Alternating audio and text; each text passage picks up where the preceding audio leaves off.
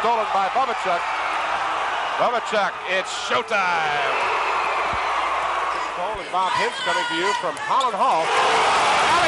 Allen Iverson. 2 days after the Nike Festival concluded, the highly touted Allen Iverson of Hampton, Virginia, participant in tonight's game, was convicted of 3 felony counts for taking part in a brawl at a Hampton bowling alley. Iverson, who has no prior convictions, is allowed to stay in his mother's custody until his August 18th sentencing, at which time he is expected to appeal the conviction. Air White at the backcourt, Jacobson, Iverson, Patterson and Roberson at the forwards, LaFrenz in the middle. Garnett starts in the middle for the red team. Red team on the push. Again, it's Mercer going strong to the hoop.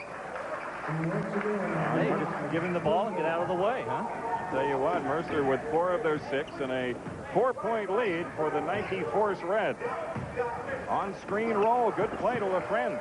Well, Iverson. Roberson corrals the rebound. You know, oftentimes when you play in these type of games, the first thing that goes to your legs because of conditioning, but it's obvious that Allen Iverson's legs are in pretty good shape.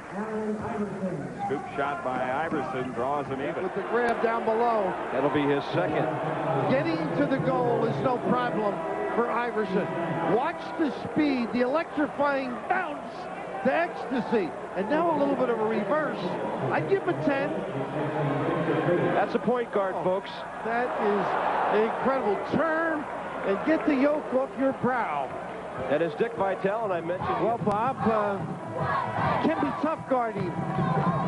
A guy with the dribbling ability. You've heard of Hardaway with Golden State for a crossover. Check this one out. This is a lingerie loser. I mean, and then the touch on the release, uncanny. I mean, head and shoulders. You'd fall on the floor and lose something or leave something. I've never heard that one before, Coach. He's nearing his career high.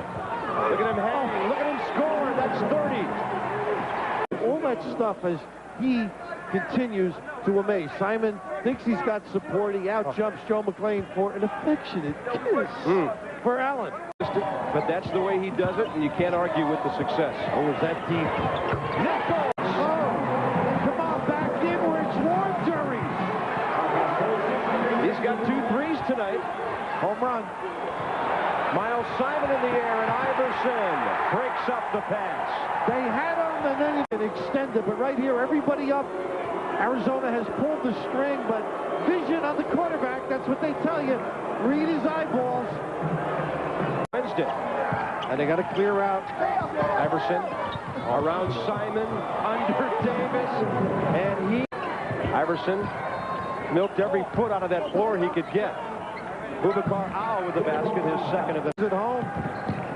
They had to go on the road for the second round. Or New York. With the first pick in the 1996 NBA Draft, the Philadelphia 76ers select Allen Iverson from Georgetown University. And there you see backstage Allen Iverson, the Georgetown sophomore. Ann and Steve, mom and dad. Family and friends back there.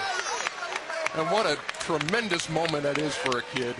You think about all the nights, all the mornings that you had to get up early, take the kid to his youth league game, and dreaming of this night, of being the first pick in the NBA draft, and it has happened for Allen Iverson. His mom, and there is David Falk, who should figure prominently into the... He seems very happy. Yes, as a matter of fact, can't hide that smile. Wearing the hat of the Philadelphia 76ers, Allen Iverson.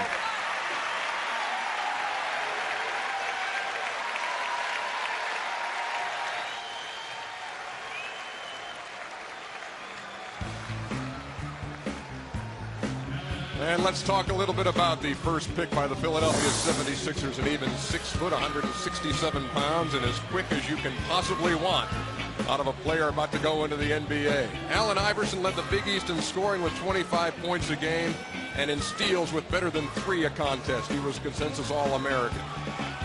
He averaged nearly 28 points a game in the NCAA tournament. He played 4 games there. Had 10 steals in a game against Miami. The first player to ever leave Georgetown in the John Thompson era. He had good reason to do this. He has a sister who's ill, needs a specialist. Allen Iverson wants to help. You look at the strengths and the weaknesses. A lot of strengths, a big upside on this guy. What do you think, Hubie and Rick? Well, I think you also have to throw into the equation is the fact that he was Defensive Player of the Year 2 times in the Big East. You know that with the basketball from end to end, there's no one in the league going to be quicker. Plus, you know because of the explosiveness that he can break you down from a defensive standpoint. And a major plus with this guy, he gets to the foul line. And pretty good ups on the guy, too, and I have a feeling he hasn't come down yet, even though he is with our Craig Sager right now. Craig? All right, Alan, congratulations. Hubie Brown says there's nobody in the league quicker than you. Is there anybody that can stop you one-on-one? I don't know. I hope not. I don't think so. You've pretty well been able to do whatever you want on the court in high school and in college. What have the Sixers told you they expect from you? They just want me to come in and play my game. Distribute the ball. There's great players already on the team, Stackhouse and Derek Coleman. It'll be crazy to think that I will come in and try to take all the shots like I did at Georgetown. But I think we have a good game plan, and we got a great coach and a great staff, and I'm looking forward to it. You mentioned great players. Derek Coleman obviously is one of them. If you talk to him, how do you get the best out of his game? I haven't talked to him, but they lost some games last year a lot.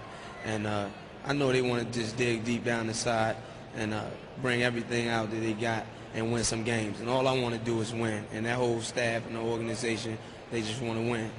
Congratulations. Iverson leaping out of his uniform to Tim at home with the left hand. A great read by Allen for the tip jam. Coming through with the answer for that. Coleman almost ran him over trying to do. Whoa! He did it again! Coleman misses the free throw. Iverson again off a missed shot with a tip jam. As a kid, Allen had bragged to his coach about taking MJ. And now, he'd finally get his chance. When I grabbed the ball, I heard Phil Jackson yell, "Michael." Iverson has Jordan. The crowd is into it. I gave him a little cross to see would he bite on it. I let him set his feet, and then I stepped it back again. Allen shakes free, gets 2! Mike said no. Allen said yes. The bucket, the Christians getting their last 8 from the line as the Flight brothers look to hook up. Oh! Play by Iverson. And Allen Iverson and Larry Hughes hooking up as the Flight brothers taking off. And the Lakers come back the other way to play some defense when they play it. Not as well as Philly, I can tell you that right now. Iverson putting against Ryder, loses Ryder, comes in deep. Following 8-footer, good. What a show. The answer. He had an answer for the Lakers defense next time. What a show by the little guy. Anybody tell you that I miss practice, if a coach say I miss practice and y'all hear it, then that's that. I mean, I might have missed 1 practice this year. But if somebody say he doesn't come to practice, it can be 1 practice. Out of all the practices this year, that's enough. If I can't practice, I can't practice, man. If I'm hurt, I'm hurt. I mean, simple as that. It ain't about that. I mean, it's not about that at all. You know what I'm saying? I mean, but it's easy to talk about. It's easy to sum it up when you just talk about practice. We sitting here, I'm supposed to be the franchise player, and we're in here talking about practice. I mean, listen, we talking about practice. Not a game, not a game, not a game. We talking about practice. Not a game. Not the game that I go out there and die for and play every game like it's my last. Not the game. We're talking about practice, man. I mean, how silly is that, man? We're talking about practice. I know I'm supposed to be there. I know I'm supposed to lead by example. I know that. And I'm not shoving it aside, you know, like it don't mean anything. I know it's important. I do. I honestly do. But we talking about practice, man. What are we talking about? Practice? We're talking about practice, man. We're talking about practice. We're talking about practice. We ain't talking about the game. We're talking about practice, man. When you come in the arena and you see me play, don't you? You see me give everything I got, right? Absolutely. But we talking about practice right now. But it's an issue that we talking about practice. Man, look, I hear you. It's funny to me too. I mean, it's strange to me too. But we talking about practice, man. We're not even talking about the game, the actual game, when it matters. We're talking about practice. Now, is it possible, though, that from where he's coming from, if you practice, not you would be better, but your teammates would be better? How the hell can I make my teammates better by practice? I don't do everything the right way. I don't know how to play basketball the right way, like Larry Brown said. Not every game. Sometimes, you know, I'm gonna explore myself, you know, my game. I'm gonna do something. I'm gonna try something. I don't know what playing the right way is. I know what he mean, literally, like playing the game the right way, playing unselfishly. He's the greatest coach that ever coached this game to me, in my heart. He's the greatest coach I mean, the way he get everything out of his players, everything. He's the best coach that I've ever been around. Well, it's interesting that you bring up Larry Brown, because would you like to hear what he had to say about you? Absolutely. Play the tape. When he goes out to play, he gives everything he can to possibly win. He might sometimes be misguided, but he competes every single night. He'll never let his teammates down in terms of giving effort and trying to win.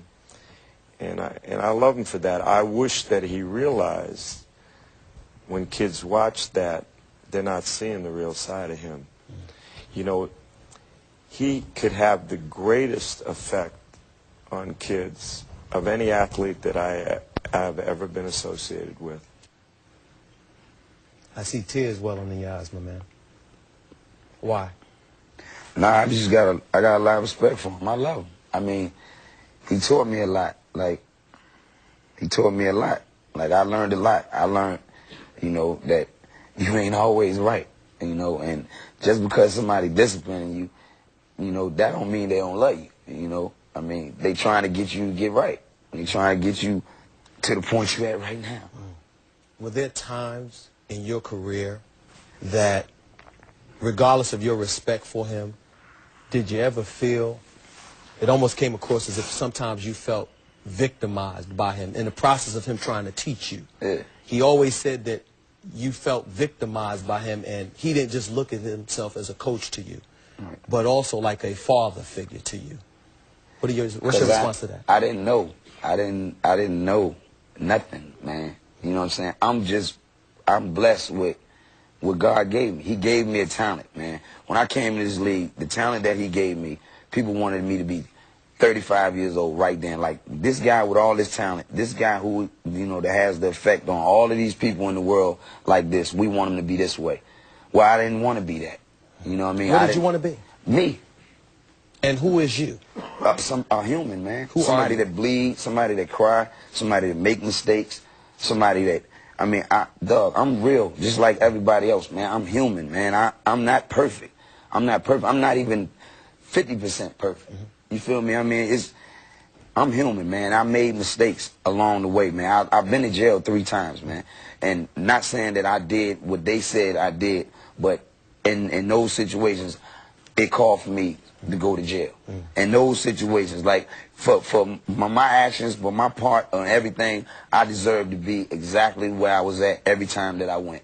And I accept that. I accept who I am. But you even say that with the bowling alley brawl that took place in high school, where you were incarcerated for 4 months. I was there. But you were granted clemency by the governor on his last day in office. If that is not an exoneration, what else is there? I mean, he basically said you didn't deserve to be there by granting you clemency. Right. You still feel like you deserve to be there? Man, I went through what I went through because God said go through it. Iverson, bothered by Lewis. Iverson. How about that? And steps over Teron Lewis. 7 straight points by Iverson. Looked like he was dead in the water. Allen Iverson makes it 103-99. 8.9 to go. The steal by Iverson, posting in. He won the game. He won the game. He won the game. Do you love this game?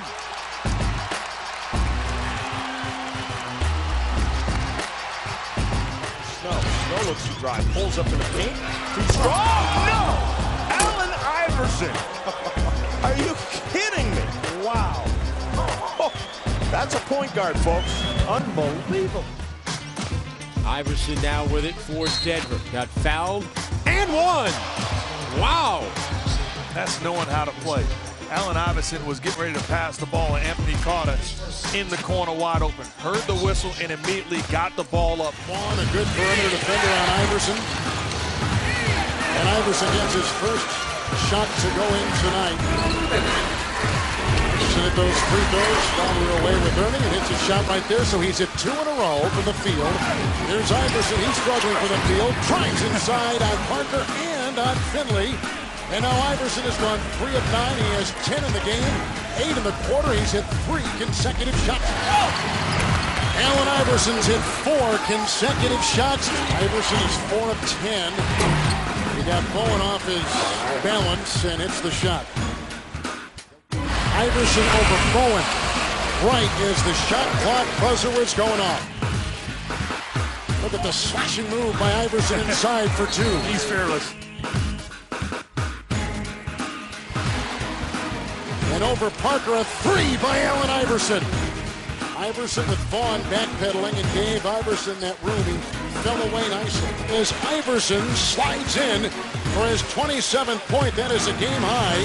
Shot clock at 6. Iverson, Parker defending. Wow. Allen Iverson had a game high 31, a terrific performance in 45 minutes. If I say that it didn't bother me, you know, because I think I created, like with the mistakes that I made in my life, you know, I created a picture of me that's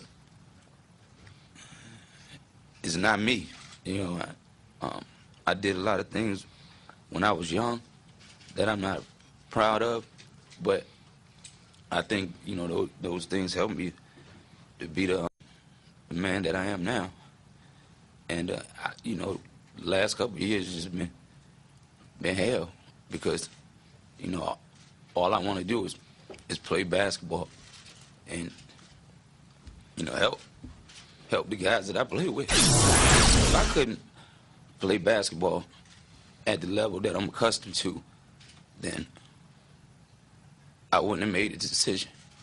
I didn't want to come back and embarrass myself. You know I can play, and I'm gonna prove that. 6-foot guard from Georgetown, number 3.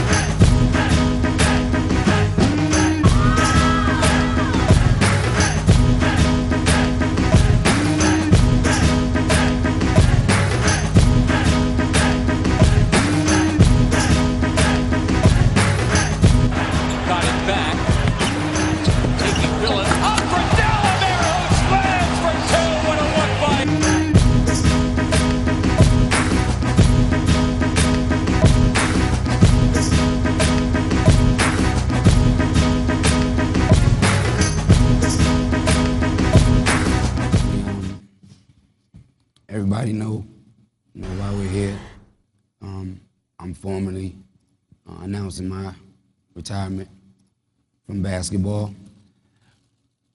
You know, I thought that once this day came, it would be basically a tragic day. I never imagined the day coming, but I knew it would come. And I feel proud and happy to say that I'm happy with my decision, and I feel great. I'm in a great mindset, making a decision. I have to thank God for just giving me the opportunity to not really accomplish all the things that I accomplished in the NBA, but just giving me the opportunity to be drafted. You know, people all the time ask me, you know, what was my greatest moment, you know, being in the NBA. And it was just being drafted, just getting the opportunity, somebody coming from where I come from. You know, I heard all the stories. You know, nobody makes it from Newport News, Hampton, to the NBA, you know, called me crazy, thought I was out of my mind. And I always believed in myself. You know, my mom always told me I could be anything that I wanted to be. And I truly, actually believed it. And, you know, I fought. And you know, I went through a whole lot, you know, trying to get to this point right here. You know, Coach Thompson gave me an opportunity when nobody in the world would, and believed in me, and basically saved my life and helped my dream come true. Missed opportunities and what if and living totally up to potential. Does Allen Iverson fit in there at all for any of you here? No. No, I don't think so. He reached it to. He maxed out. He maxed out. I don't think there's any guard that size other than Isaiah that's going to have that career. I don't think anyone. I think a lot of the guards like Ty Lawson, they thanking Allen Iverson, thanking guys like Isaiah to say, you know what, if I'm 5'10", 5'11", or even 6 foot, I can use my quickness. If I got a jump shot, use the pick and roll. Allen Iverson said that he can get knocked down 100 times, he's getting right back up. Yeah, but being I think he maxed out. Yeah, I don't think he. You won't look at Allen Iverson and say he did not reach his potential. I mean, he was MVP of our league once. You know, Four-time scoring champion. Yeah, so nothing. If he get more out of that, if he gets more out of that, unbelievable talent, you know, and an unbelievable culture impact. He made your appearance, your demeanor, your attitude that people thought were threatening, not non-threatening, right? And realized that it's just a way of. Was that good? I think so. I really do. I think overall, you know, he had his qualms, you know, things about he probably should have done better, but in terms of a breaking down a wall and a barrier of stereotypes, I think he changed some of that. And I think that he made guys who wouldn't wear braids wear braids. He might have, like, I don't even know if Tim Some people Duncan wearing braids too long now. Yeah, true. It's too long. Yeah. But I'm saying, like, too long. Like, it was a stereo, it was a profile. And I think, you know, the way he dressed and what he did, he kind of changed the whole culture and attitude. And you had guys, you know, I even think maybe Tim Duncan had some braids at one time. You know what I mean? So it's like, it's kind of all, he just changed your thought process in a good regard in that way, even though there was so. You know, just sitting here in this moment, I'm saying to myself, you know, damn, you know, Dr. J, Charles Barkley, Moses Malone, Mo Cheeks, Bobby Jones, are you serious? You know, my name can be mentioned with those names.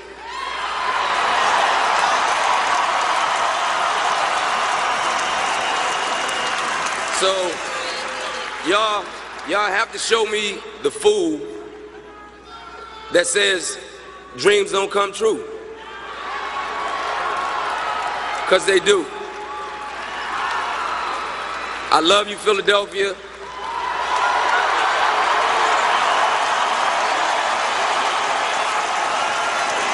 I love y'all for accepting me and let me be me, let me make my mistakes, let me be human, let me learn from them.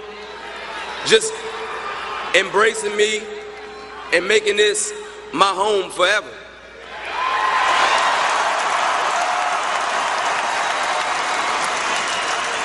If I missed anybody, you know how I feel about you. and I know how you feel about me. I want to say, I wish my best friend, Rashawn Langford, could be here to see this in person, but I know he in heaven looking at this whole thing and shedding a tear. I love y'all for believing in me and caring about me as a man. And that's besides basketball, but as a man. And I love you, Philadelphia, the best fans in the world. The best fans in the world. Hands down. Hands down. Definitely for the sport of basketball. And I love y'all, and now it's time to party.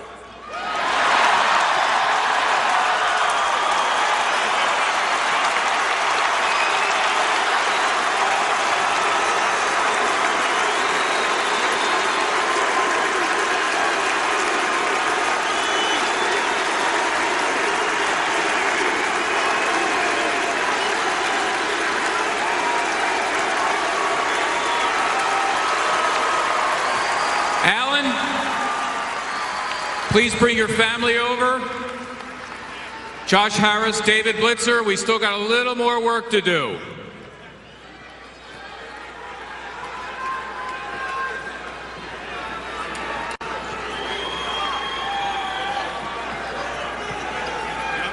On this side, Allen, on this side. Allen, on this side, You guys are on this side, sorry. Ladies and gentlemen, count down with me, starting with 3. Ready? 3, 2, 1, go! You're simply the best. Better than all the rest. Better than anyone I've ever met. I'm stuck on your heart. I hang on every word you say. Tears apart. Baby, I would rather be dead. You're simply the best. Better than all the rest. Better than anyone I've ever met. I'm stuck on your heart. I hang on every word you say. Tears apart. Baby, I would rather be dead. You're simply the best. Better than all the rest. Better than anyone I've ever met. I'm stuck on your heart. I hang on every word you say. Tears apart. Ladies and gentlemen, before we go, we want to thank Josh Harris, David Blitzer, and the entire 76ers organization. Allen always said he wanted to go fishing upon retirement, and we'd like to thank them for the boat that is called the Answer, which Allen will be utilizing for sure.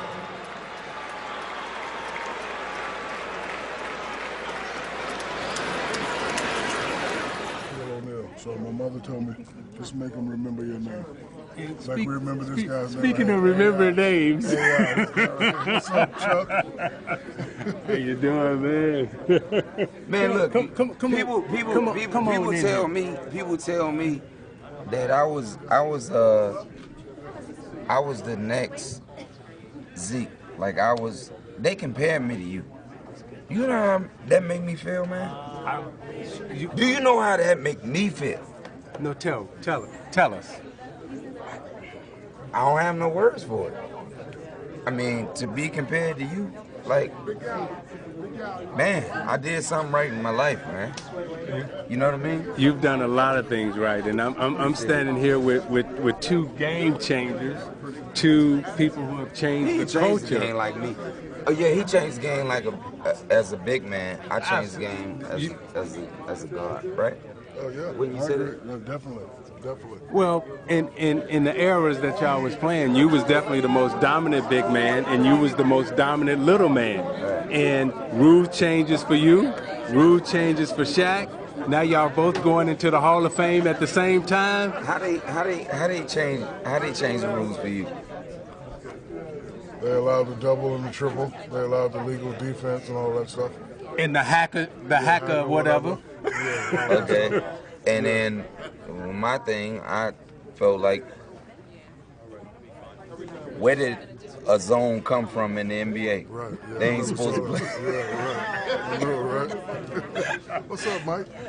They ain't supposed to have no zone in the NBA. So all of a sudden, this little dude is doing what he do, and then all of a sudden, we got a zone. Okay, now you two competed against each other in the finals. Okay, now tell me what was the game plan for Shaq, and then Shaq, I'll ask you what was the game plan for Iverson. I told him his story yesterday. See, me and Chuck been friends for a long time, and usually when guards come in there, I touch him up. Early in his career, I touched him up. He kept coming back, which put him off that list, which means you ain't gonna punk him, might as well let him go. So Chuck is my guy. He hit him for 55, so usually I have to get mad. 55, yeah, you did. 48. You know, yeah, 55. No, 51. You had 51 the first game. So usually I have to be mad when I go into a game and they beat us, and I was kind of nervous. But his boy got on TV, I'm the defensive player of the year. I don't need a double team. I play Shaq one-on-one. Now that switch got turned on. I had to go in the elbow mode on him. Right. I think they were better than us, but we ran into a real Shaq. Like we ran into Shaq in his prime. You know what I mean? So how can you beat that? Like the best big man that ever played the game. That's what we ran into. So I don't lose no sleep when it comes to, not winning the championship or whatever. Like I ran into a monster, and that's that. Well, we standing here with the best big man to play and the best little man to play. No, the second best little man to play. Well, we got him standing here, and congratulations and welcome to the Hall of Fame. Proud of both of you. Next time you tell me that you're gonna ride with me, man, wait for me. And I